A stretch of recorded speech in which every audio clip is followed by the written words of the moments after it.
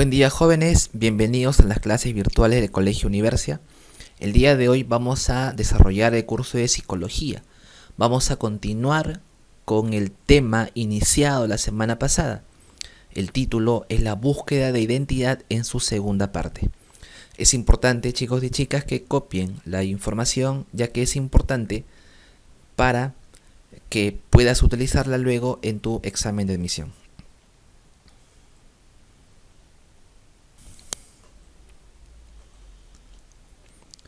El término vocación, etimológicamente hablando, significa llamado.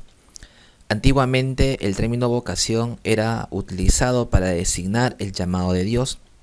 Entonces tenían vocación aquellas personas que dedicaban finalmente su vida al sacerdocio. Sin embargo, hay que entender hoy en día a la vocación de manera diferente. La vocación se entiende como un impulso interno, una inclinación o disposición que poseen las personas para realizar con plena satisfacción determinadas actividades, ocupaciones y profesiones. Aquí tú ya te debes haber dado cuenta que vocación y profesión no son lo mismo. La profesión, en todo caso, es en donde se realiza la vocación, al igual que la ocupación, es el espacio en donde se realiza la vocación. La vocación está asociada a tus intereses, asociada a tus gustos, a tus cualidades, a tus talentos. Esas cualidades o talentos que ya se visualizaban desde que tú estabas pequeñito, desde que tú estabas chiquitito. Esa fascinación que tú tenías, por ejemplo, por jugar al fútbol. Ese gusto o interés que tenías por armar piezas de Lego, ¿no? Ese gusto que tú tenías por tocar instrumentos musicales de repente. O esa facilidad con la que desarrollabas problemas matemáticos desde que tenías 5 o 6 años. Ahí estamos hablando de vocación, de cualidades internas, de impulsos internos. Estamos hablando de aquello que nace dentro de ti. El día que tú la descubras, el día que tú la conozcas, podrás hacerla concreta en una actividad, en una ocupación o en una profesión. Te cuento, por ejemplo, la historia de un chico que ahora es ingeniero de sistemas. Él desarrolla la carrera profesional de ingeniería de sistemas, pero que su vocación la fue descubriendo desde que era un niño. Él tenía mucho interés por las computadoras. Le gustaba mucho programar, diseñar a través de diferentes software, ¿no? Siempre estaba mirando tutoriales de cómo crear una aplicación. Estaba mirando tutoriales de cómo crear un software. Le gustaba mucho jugar también en la computadora, pero le interesaba sobre todo cuáles eran los mecanismos que permitían el funcionamiento de un juego de video. Es así como cuando él llegó a quinto de secundaria, buscó en dónde él podía poner en práctica eso que sentía. Y entonces se encontró a la ingeniería de sistemas. Él no fue buscando por la vida profesiones. Él fue desarrollando su ser interior. Él fue conociendo su ser interior. Y el día en que reconoció todo aquello que habitaba dentro de él, entonces dijo: ¿en dónde pongo todo esto que soy? ¿En dónde pongo todo esto que he encontrado? Y entonces encontró la ingeniería de sistemas. Este chico ahora no solamente tiene un ingreso económico importante, sino que disfruta, la pasa bien, es feliz. Entonces la vocación es un elemento fundamental en el desarrollo de nuestra existencia. Ahora, esta vocación no es plana, no es rígida, no es concreta, más bien es dinámica. Inclusive puede ir tomando matices diferentes a medida en que pasan los años. Todos creemos que la vocación simplemente es un concepto que se desarrolla en la adolescencia, y que es en la adolescencia donde tenemos que tener más interés. Sin embargo, la vocación es un proceso o es una cualidad inherente a toda la vida del ser humano. Hay personas que se descubren, que se conocen a sí mismas cuando tienen 40, 45, cuando tienen 50 años.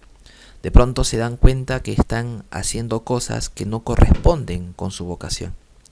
Y ya las estadísticas nos lo dicen. Un gran número de personas se dedica a hacer cosas que no están asociadas a su vocación. De cada 10 personas profesionales, aproximadamente 6 se levantan por la mañana y dicen: ¿qué hago como abogado? ¿Por qué elegí la carrera de ingeniería? ¿Por qué soy médico? Personas que tienen una profesión, que tienen un trabajo, que tienen un ingreso económico importante, pero que no disfrutan, pero que no son felices. Entonces, estas personas, lo más probable es que se hayan dedicado a buscar una profesión que les dé algún tipo de beneficio económico o social, pero no se preocuparon en conectarse consigo mismos y descubrir cuál era su vocación. Entonces ahora, a pesar de que tienen dinero, que se han ido de viaje, que se han podido comprar un carro, por ejemplo, no disfrutan, no sienten placer, no son felices. Esta gente, cuando va a trabajar, marca su tarjeta de ingreso y en su mente está: ¿a qué hora termina? Ya me quiero ir a mi casa. Gente que vive estresada, con síntomas de ansiedad, gente que cuando llega a su casa descarga toda su ira, su fastidio, su molestia, ¿no? Entonces la vocación es ese llamado interior, es ese llamado asociado a tus intereses, gustos, a talentos también. Para poder ir entendiendo mejor este concepto de vocación, es que vamos a desarrollar la siguiente diapositiva.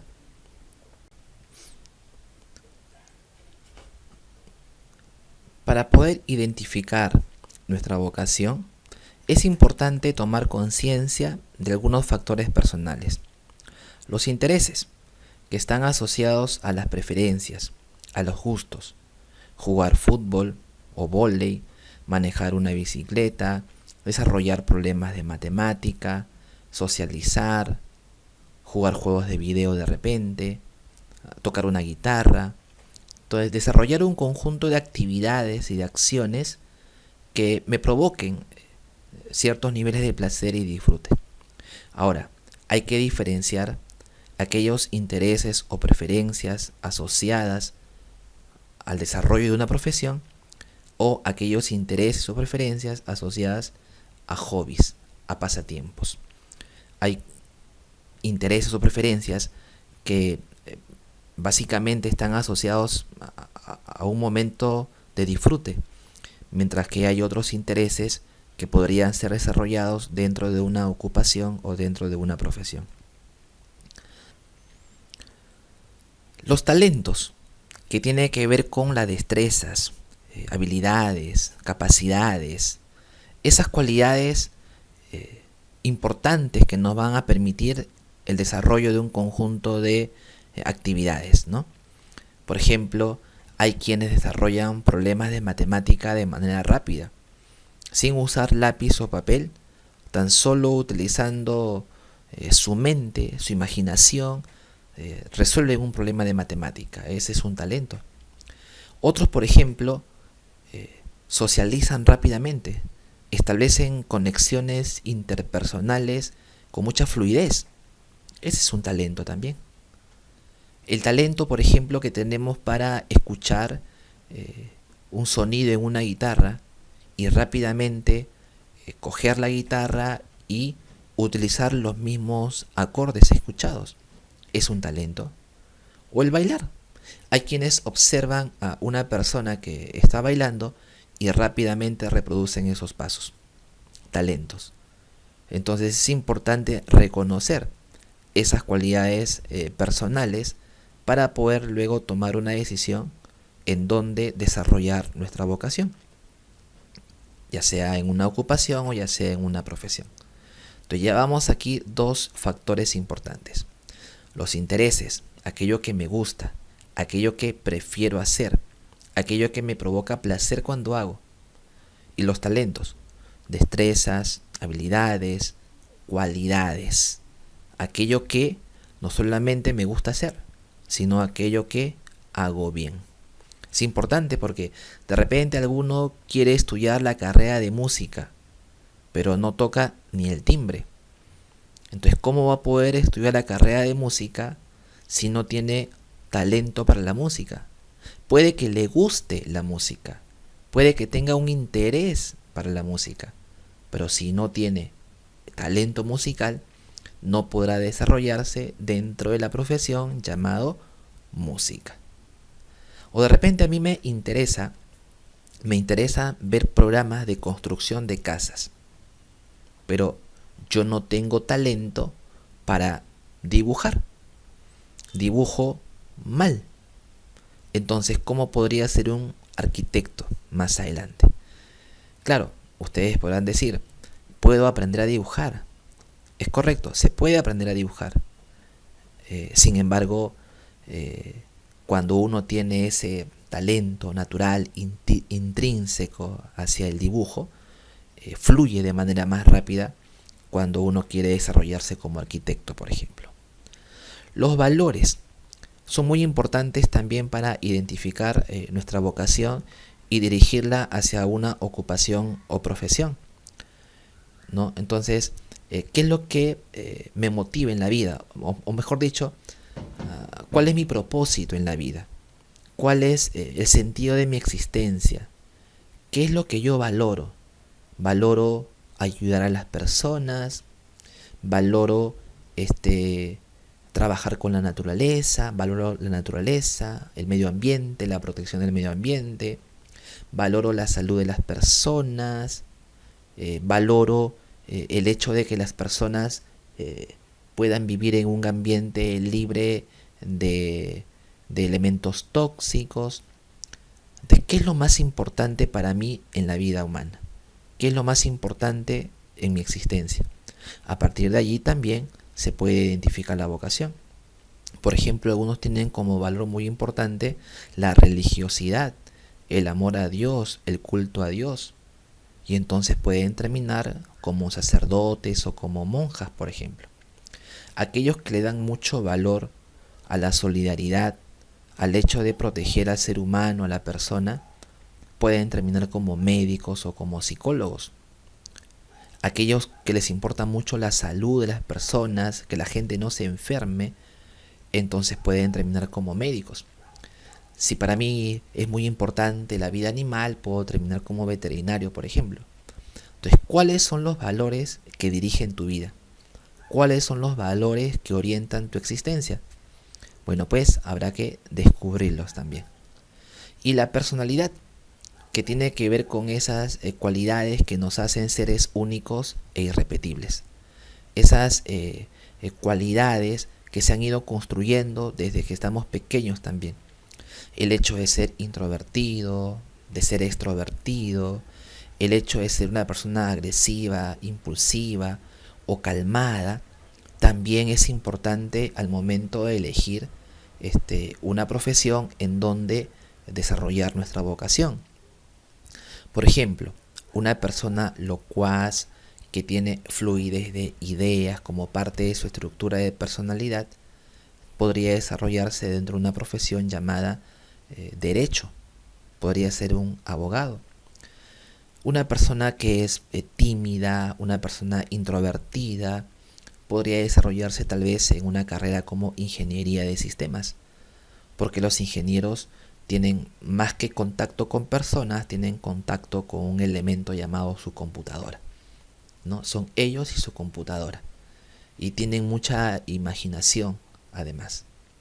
En cambio, una persona extrovertida, sociable, que disfruta del contacto con personas, podría desarrollarse dentro de la carrera de psicología, o dentro de la carrera de sociología o antropología, por ejemplo. Entonces, tenemos que identificar estos factores para definir cuál es nuestra vocación. Entonces, ¿cuál es mi interés? ¿Cuál es mi preferencia? ¿Qué es lo que me gusta?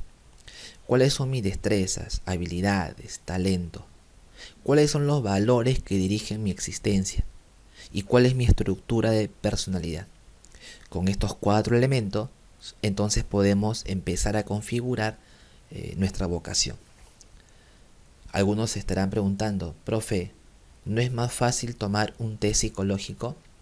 Algunos creen que una prueba psicológica determina la vocación de las personas. No, una prueba psicológica recoge estos factores.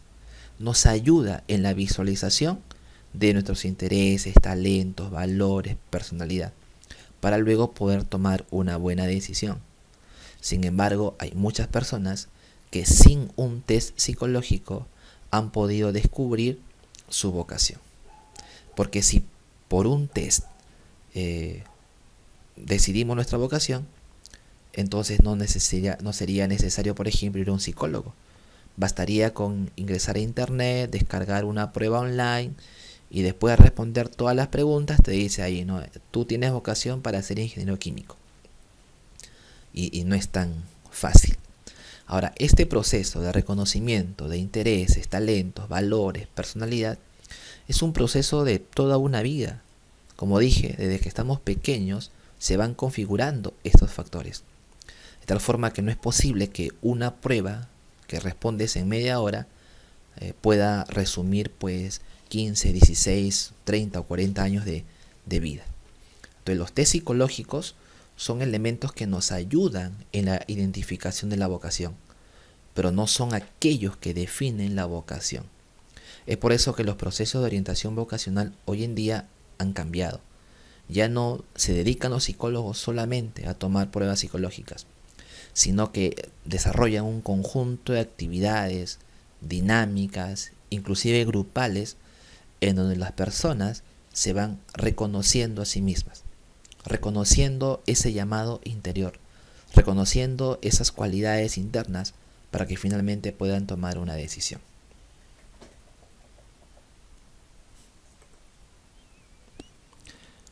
Muy bien.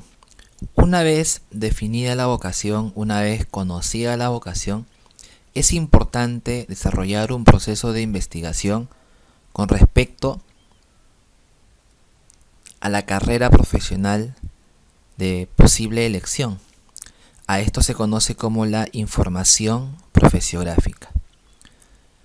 Dentro de esta información profesiográfica tenemos que investigar acerca del plan curricular, es decir, qué cursos vamos a llevar, qué cursos básicos, permanentes, de especialidad vamos a desarrollar en la posible carrera que vayamos a elegir.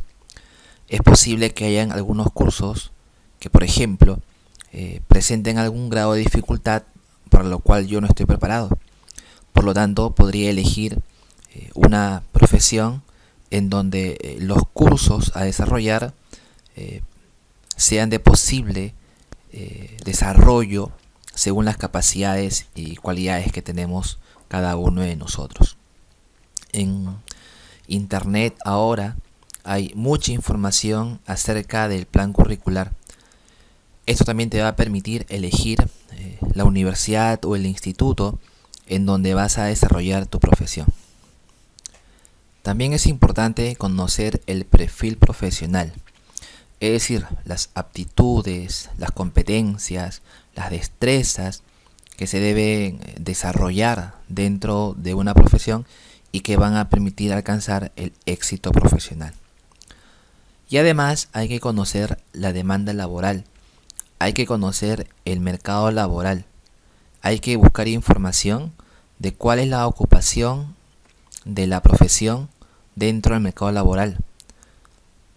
Si es que brinda, por ejemplo, algún tipo de dificultad al momento de buscar un trabajo, si es que esta profesión tiene demanda en el mercado laboral, si es que económicamente también es una carrera que me va a permitir satisfacer mis necesidades.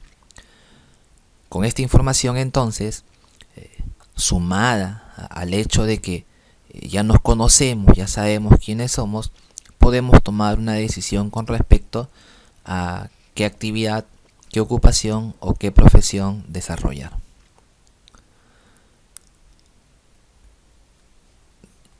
También es importante mencionar que si por propia cuenta no somos capaces de conocer estos factores, de conocer estos elementos, sería bueno buscar una ayuda profesional para que se desarrolle un proceso de orientación que permita finalmente tomar una buena decisión.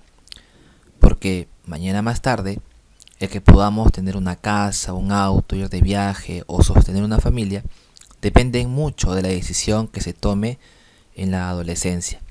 Si se toma una decisión incorrecta, mañana más tarde van a desarrollarse también consecuencias no muy agradables.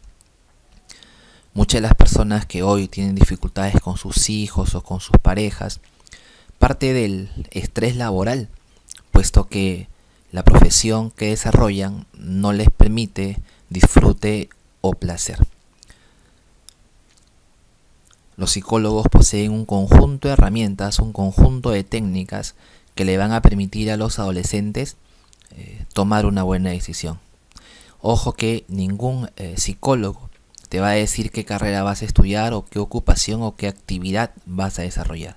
Te va a orientar, te va a encaminar para que finalmente tú mismo tomes aquella decisión.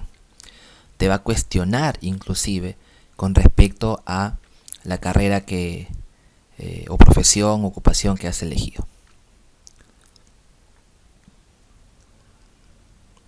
Muy bien. Vamos a conversar aquí ahora acerca del uso del tiempo planteado por Covey, ya que gestionar el tiempo es muy importante para el desarrollo de un adecuado plan de vida. Ojo que gestionar el tiempo no es hacer una lista de actividades y luego ir tachándolas a medida que se completan. Gestionar adecuadamente el tiempo significa saber planificar, priorizar, aprovechar y por supuesto también descartar. Entonces, para poder gestionar adecuadamente el tiempo, nos vamos a basar en estos 4 cuadrantes de Stephen Covey. Antes, es preciso definir lo importante y lo urgente.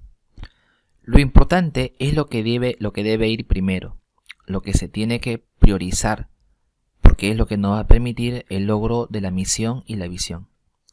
En cambio, lo urgente es lo apremiante, lo que exige satisfacción de manera inmediata.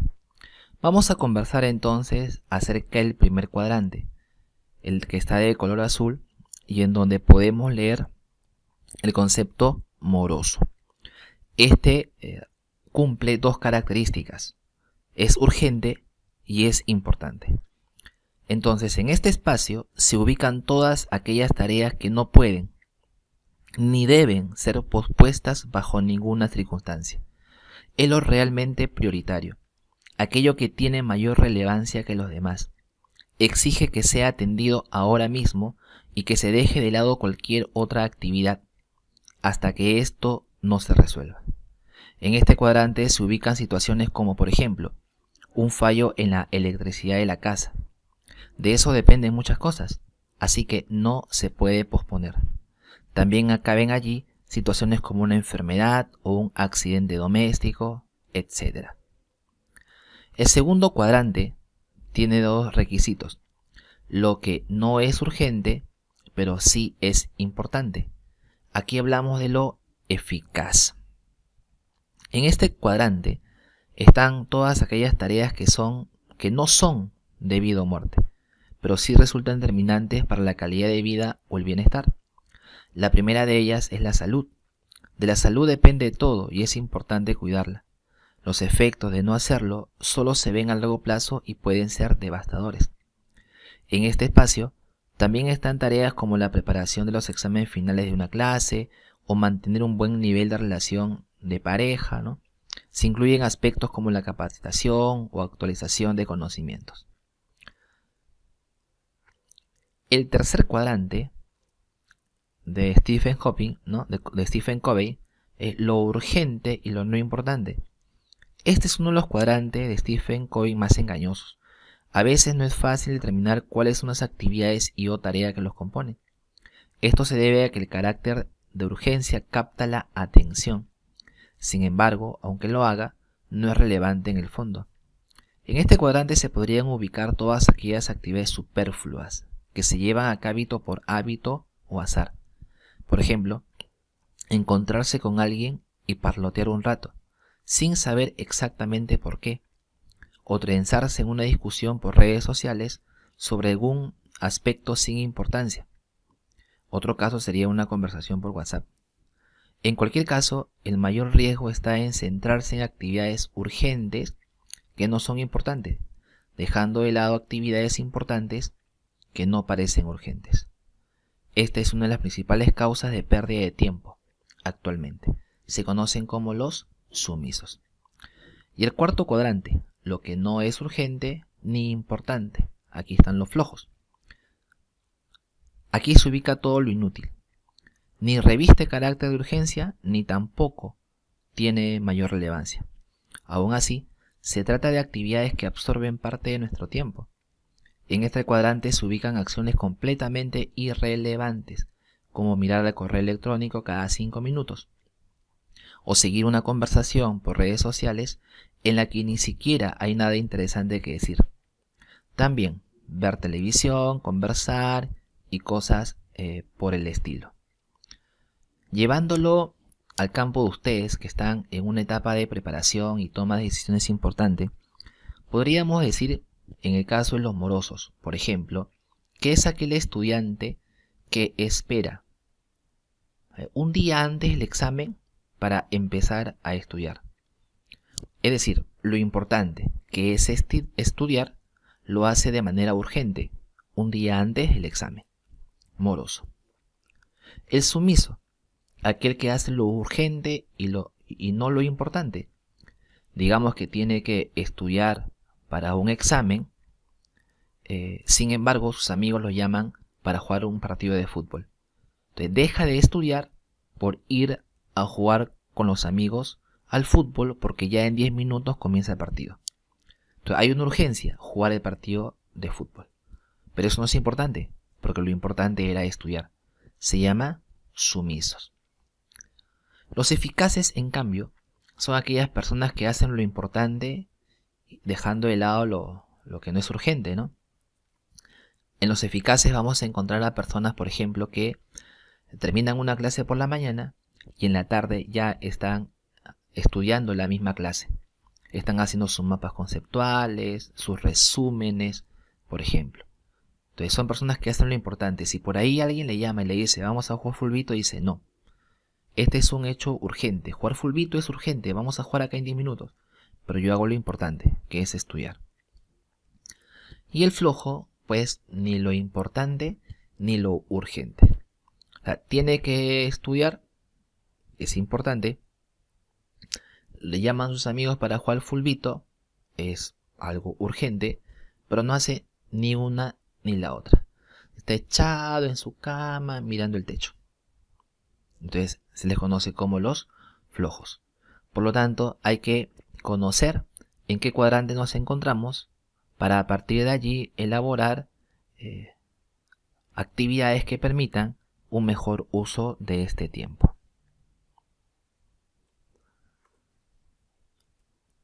Vamos ahora a desarrollar 3 conceptos importantes dentro de esto que se conoce como vida saludable. Hablamos primero de la salud, que es un estado de completo bienestar psicológico, físico y social, y no solo ausencia de enfermedades o afecciones. Entonces, cuando hablamos de salud, hablamos de un bienestar integral. Estamos completos y satisfechos, inclusive en todas nuestras necesidades. Esta salud es lo que nos permite vivir con plenitud.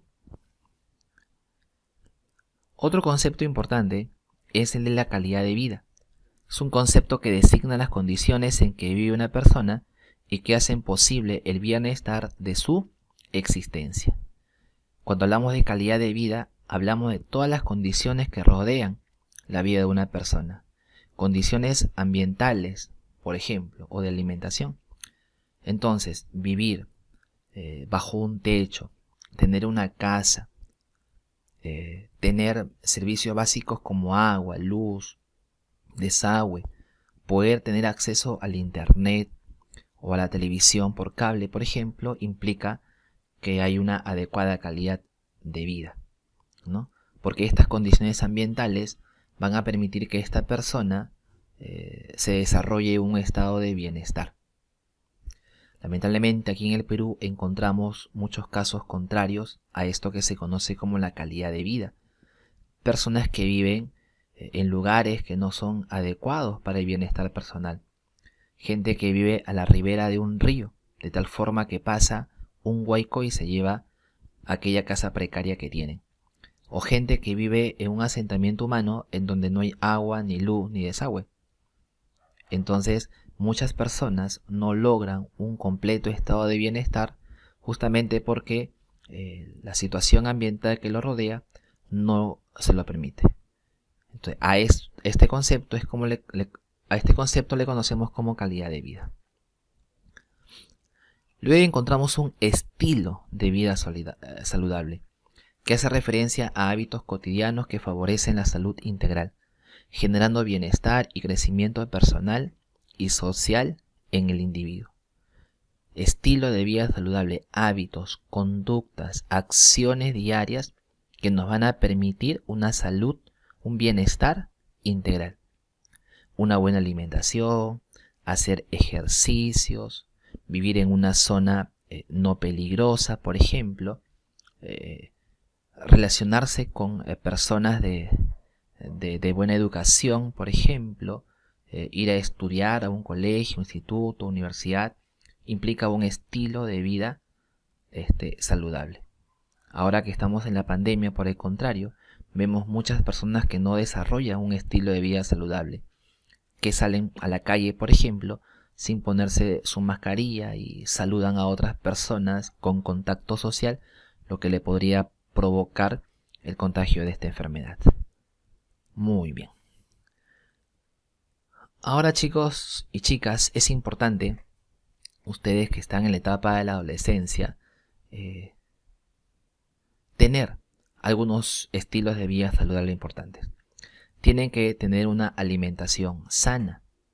Tienen que practicar ejercicios físicos, aún cuando están en casa.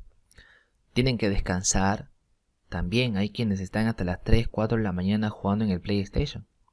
Hay que buscar una red de soporte familiar, emocional, ya sea en la familia, ya sea en los amigos también. Y hay que aprender a manejar las propias emociones, porque de no ser gestionadas adecuadamente, también nos pueden provocar algún tipo de conflicto emocional que no permita el logro de este bienestar integral.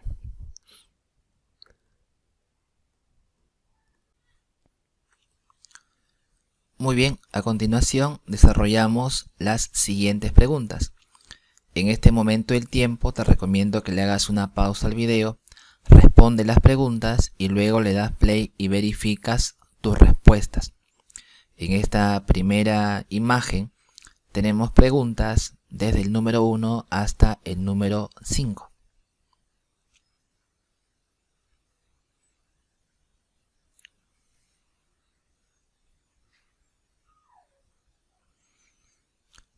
Ahora continuamos en esta otra página donde hay preguntas de la número 6 hasta la número 10. También te recomiendo que le hagas una pausa al video, responde las preguntas, luego le das play y verificas tus respuestas.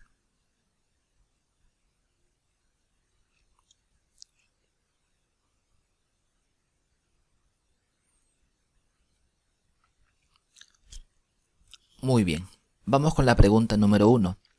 Estudiar en San Marcos y ser la mejor profesional de mi especialidad es mi mayor deseo. Es lo que quiere alcanzar, es lo que quiere lograr.